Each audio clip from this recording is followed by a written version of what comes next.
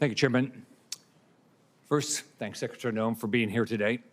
I want to take this opportunity to thank you and President Trump for returning the Department of Homeland Security to its core mission of securing the homeland and making communities safe again. We had an increase in threats under Biden and a complete open border. You have prioritized our border. Daily border encounters have plunged 95% since President Trump took office. Is that correct? That is correct. You're finishing the border wall. In 100 days, DHS already has 85 miles of new construction either planned or under construction. That is correct. That sound right? Yes.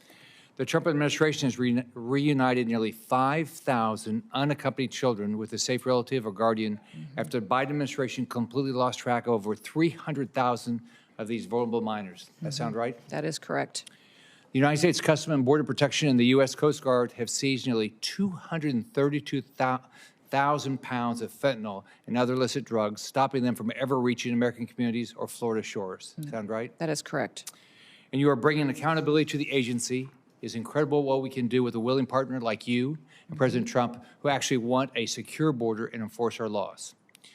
Secretary Mayorkas testified repeatedly before this committee and lied to my face, saying that our border was secure. Clearly, it was not. Worse, the Biden administration dismantled every process and system we had in place to secure the border and allowed millions of illegal aliens, including hundreds of known terrorists, to come into our country unchecked and unvetted, wreaking havoc and bringing drugs. They were welcomed into our country by Mayorkas and the Biden administration. Secretary Noem, you've been working for months to fix the mess your predecessor left behind. Is the border secure? Yes, it is. Besides additional resources, which you clearly need, what legislative fixes do you need from Congress to maintain a secure border? Well, Senator, thank you for the question. This border is the most secure border that we've ever had in the history of the United States of America. But what we need to do is address the areas that are still vulnerable. And those areas require technology, wall infrastructure, more individuals at times.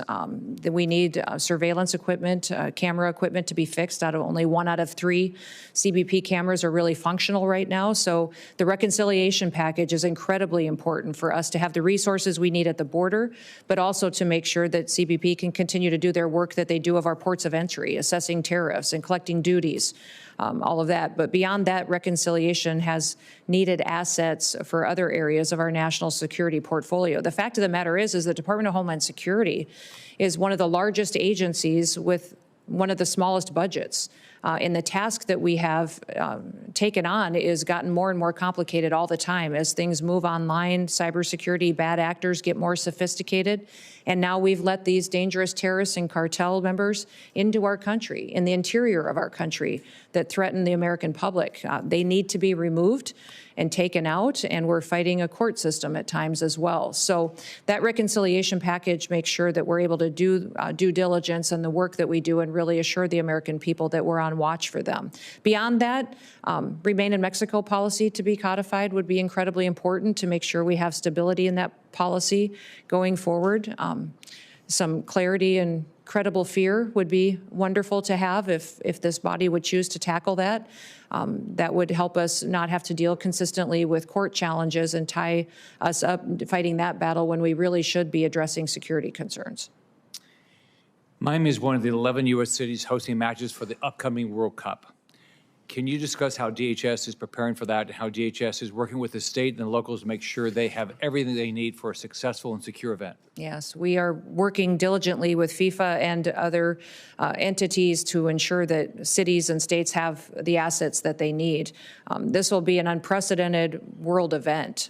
It'll take place in 3 different countries and many cities across our country, but also Mexico and Canada, and it will take place over a month. It's the equivalent to 10 different Super Bowls, and we will at times have 11 different matches going on in the country on the same day, and making sure we're supporting security operations in all of these cities is imperative. So having the conversations now, there's meetings happening almost every single day between our department, the White House, the federal government, and FIFA and these cities, to ensure that we have the protocols in place, the guidelines in place, universal approach to how they're going to be applied, and then what we can do to secure not just the ground and territory and access to these events, but also the air space above it. We need counter drone technology. We need to have jurisdiction to be able to make sure that we're dealing with those threats as they present themselves, but also make sure that we have the men and women that are trained and prepared to secure them going forward. It will be safe and it will be secure. It's a lot of work because we've never done anything like this before, though.